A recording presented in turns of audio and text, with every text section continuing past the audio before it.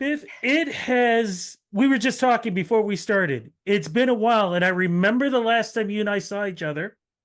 Strut Entertainment had, let's say, a home party and a little dinner engagement. That was the last time I saw you. Oh, wow, at Sam's. Yes. Yeah. And Oh, wow. When would that have that been? would have been around, I'm thinking 2017, around 2017. I Wow. think it was. But Serendipitous days. Serendipitous. But now it's even yeah, better. Now it's but even better. but you look amazing. And we were also talking that you're back in Toronto. How does it feel making that transition from Vancouver for 30 years to I consider back home? You know what? I moved here and I was so happy to be here. And then when I moved here 2 months later, Doug Ford got elected. Oh, yeah, And sorry about so that. all of my friends and my social justice friends in Vancouver laughed. They were like, and they laughed. They just said, good, because they all thought, they treated me like I defected. They couldn't believe that I would leave beautiful British Columbia and come to Ontario. But you know what? I love it here. I love it here. And I think that Ontario, specifically Toronto, Mhm. really is an amazing, dynamic city. And I just, musically, creatively, the theater, the arts, all the painters, all the writers, all the dance stuff. Like it's just been great. I love it. I lived through the pandemic here with everyone, and it's a different bond. It's a different bond. And the way the world is today, whew, it's different. The world is very different, and my perspective, like everyone else's, has changed a lot. And now that we're kind of all getting older, us Gen X kids still feel like the same kids that all went to Lollapalooza together and Yeah. discovered Jane's Addiction and Soundgarden and all these things at the same time. And we're still those same kids inside, going to see Jimmy Hazel and 24/7 Spies, but now we're in 50-year-old bodies, kind of like having to deal with all these whippersnappers who are these entitled fools. Like I don't even know, and trying to be like compassionate, loving, elders, and it's very difficult. And they're teaching us perfect patience, and it's just interesting times in the world. It's quite a time to be alive. It definitely is. I want to talk about the new music. I want to talk about the classic. I definitely want to talk about Spaceman. I want to get to that. But you mentioned about the pandemic. I've known you for a very long time, and I know you're a very sensitive person. What was it like for you to move, deal with the pandemic, not being allowed to be around other people, but also seeing all the craziness that we saw on television, on social media, race relations, presidential parties and provinces and Yeah. everything. Like it was a crazy time when you think about it now. Like, did Yes. we go through all this? Yes, I'm happy that I was here, in Toronto, because I just feel like, um, everyone had their bubbles that we were Yeah. supposed to stay in. Um, I've been a big, I was a public health kid. My dad was a public health dentist. And so I grew up in a public health, family, and I believe in it. When I went through cancer, as a raw food vegan, I got lots, I got the raspberries from all the vegans about stuff. And I believe in medicine. I'm a nut. I'm a real nut about life. I like to be alive. I love it. I love living. And I did chemotherapy because I wanted to be alive. And I became a volunteer, and I love hospitals, and I love volunteering. I became a death doula. I want to be a palliative care volunteer. And when the pandemic started, there's a lot of, there was a lot of stuff that happened, a lot of nonsense started to come down the pipe. And we were trying to record a record, and we put out Jim. in 2020. It was the first single from our new record. Jim came out in 2020 and we made a video. And I was like, I was nervous, it was like going to be my first big record. And like at that time, it was like 12 years or 13 years. And and then things started going funny. Things started going sideways. I was going to get to curate my own night for, Canadian Music Week and all this stuff. And then suddenly, March, April, May, things started going funny. And then we get into June. And then you can go to Minnesota. And then all of a sudden, you know, things went haywire. Things went haywire, and the world did not need a Bif Naked record. What the world needed was bodies to go and get in the streets and get involved in social justice. And what the world needed was all of us to stand together and march. And so it wasn't a matter of me putting my record on hold, because it didn't feel like that was what we were doing. It really didn't at all. It just became a shift for everybody, a shift in consciousness, a shift in our action, a shift in activity. And it wasn't about wars happening somewhere else in the world. It was about things that have always been happening right here, in Canada and in America, in North America. Not only for the Black Lives Matter movement or Indigenous Lives Matter movement, but just all of us together. And it was all these communities coming together, and it was urgently needed, and it had been for so long. It was time.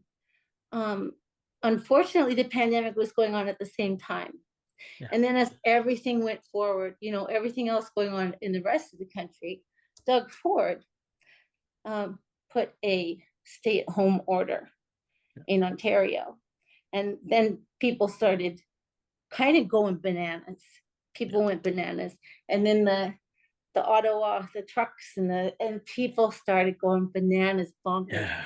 And it was like, what is happening?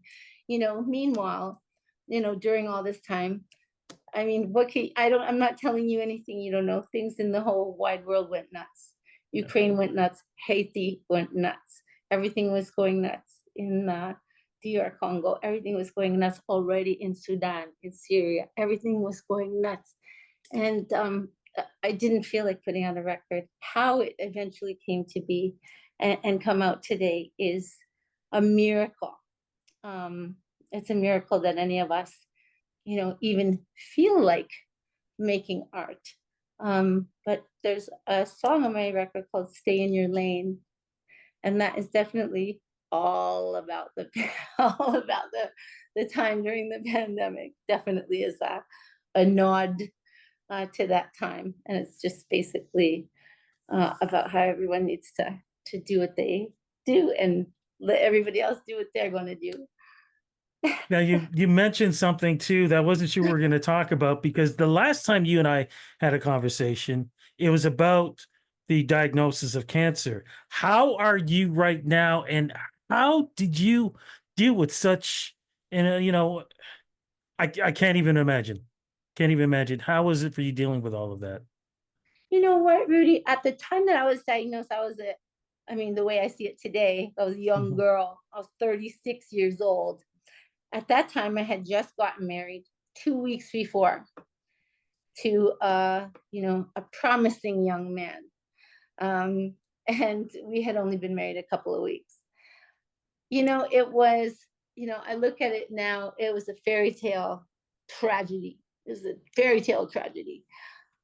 Twitter had not really been invented. Instagram was not around. There were not a lot of blogs. We didn't know a lot of other women doing their chemotherapy on TikTok. So there was a lot of, it was very romanticized to have this damsel, struck down, by breast cancer at the tender age. I didn't know anyone else. I knew no one else under 40 that had breast cancer. And so, a lot of people were very fearful. They didn't know what was going to happen. Everyone was terrified. You're going to lose your hair. And that was like the biggest fear people had. It wasn't even whether or not you're going to croak. It was that you're going to lose your hair. And I thought, wait a minute, that's probably what most women talk about. And that's crazy. Like that cannot be the thing, And what it did was it brought me into the hospital. I didn't go through breast cancer as Beth Torbert. I went through breast cancer as Biff Naked, because when I was in the chemo ward, it was still the top hat and cane. Um, and you know what? I think that helped me get through it because I don't know any other way to be. And it brought me into volunteering. I kept getting asked to go see patients. I kept getting asked to go sit with other women. I didn't have time to think about how I was feeling. I didn't have time. And I also had, my husband wasn't, he and I were not eventually going to be meant to be. We were only really married 2.5 years. The entire time I had cancer, so I mean, you know, I can't really say what our relationship was supposed to be like. However, they always say there's a blessing. It was a blessing for me that I had a diagnosis like that. It accelerated what may have been. And also, it brought me into my volunteerism at that time. I may never have discovered, I may never have found out that I loved volunteering. I may never have discovered that I loved being in palliative care volunteering had I not been asked to be there. So it changed the course of my life in such a profound way, that I'll always be grateful for it. And now I can speak to it. Now I can help other patients understand, certain things. And it's so complicated, and there's so many different things that happen to patients and to families while they go through it. So I'm always going to be really, I feel very, very lucky that I got to have that patient perspective. Amen. You know, Amen to that. Amen. yeah, I love being a survivor. It was a cool experience. I'm a science nerd, so that was cool. I'm just, I never think about it anymore. So 13 years, I am still going. Yay. And the music is still going. I want to jump right into the fact that new album, finally. I can't believe it. I honestly cannot believe it. It's so much fun. It's so much So fun. I always do this. I like to make it official. So I'm going to say, let's make this part official. What is the name of the new album and how does it represent you at this point in your career? You know what? There was no more appropriate a title for it. It's Champion. The title track was a single called Champion, and it really does. It's symbolic in many ways. I think that any one of us, we get to a certain point in life. It's not how many times we're knocked down, of course. It's how many times we get up. And any of us can be our own champion. We champion for other people, of course. But really, we get through things in life. We feel like we're championing for ourselves, and we can every single day we are champions to get through the day. Sometimes just to get through the day, especially now, at this time. It's just, everyone's fighting a battle, but even though we forget, we're always winning it. Every single day we do win. I had a chance to listen to the album. I heard Champion. I watched the video too. Oh, It cool. is really probably one of the most rocking songs I've heard you do. And then I went back to, because, I think one of the first times you and I met was when Spaceman was released. Yeah. And I absolutely love that song. How do you compare the music that you were putting out then to what you have now? You did say it's a theme of, we're all champions. But I mean, musically, though, who were you when Spaceman came out, and who are you now with Champion?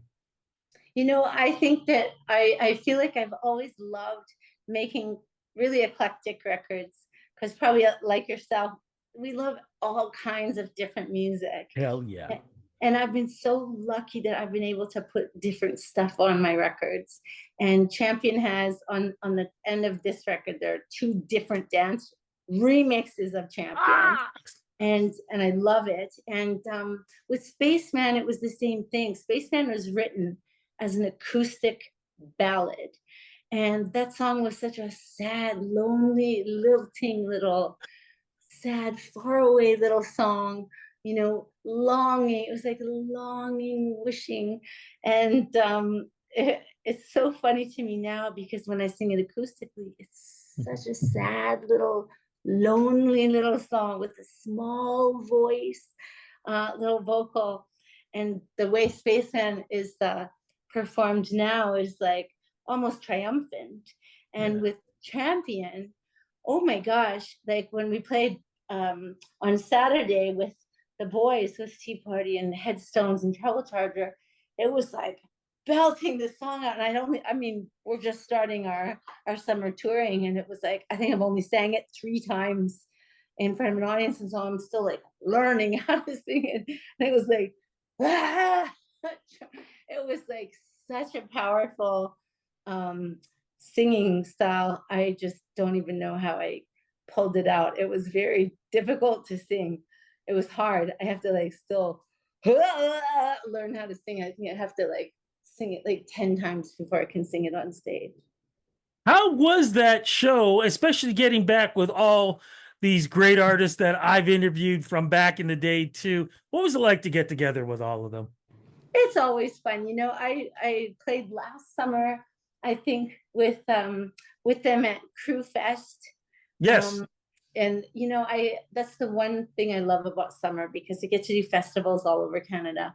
And honestly, I see a lot of the same bands. And so, we've known each other for, 25 years. I've been playing since I was 18 years old. So I know a lot of these guys. And it's always fun and funny to see everybody every summer. And it's just,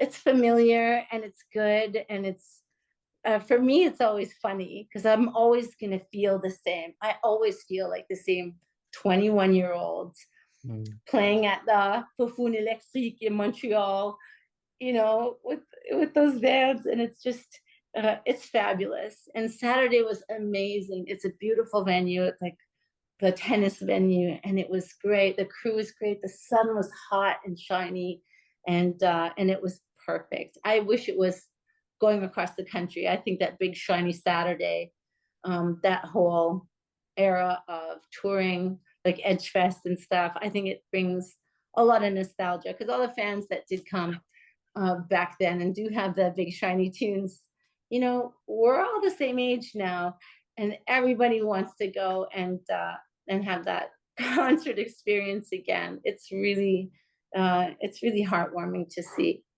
Now you got a couple other shows, I do believe in different provinces, but you're coming back to Mississauga, I do believe, that you have a show Oh, that'll later be in on. March. Yeah, so we're playing Casino Rama Right. in Okay. Aurelia. That's in September, and then we are going to be playing at the Theater of the Living Arts in March when hopefully the documentary will be out.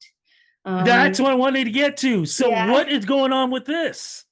so we've been making a documentary for 3 years, and they're still filming and still editing, and it just keeps going and going. We have gone already to several countries. They've been following us around, both professionally and personally, and I don't even know what to expect. I have not seen any of the footage or any of the interviews, and it's just they've filmed my birth mom and my birth family, and they filmed us, on tour and in France and in Mexico, and it's just I don't even know what to expect.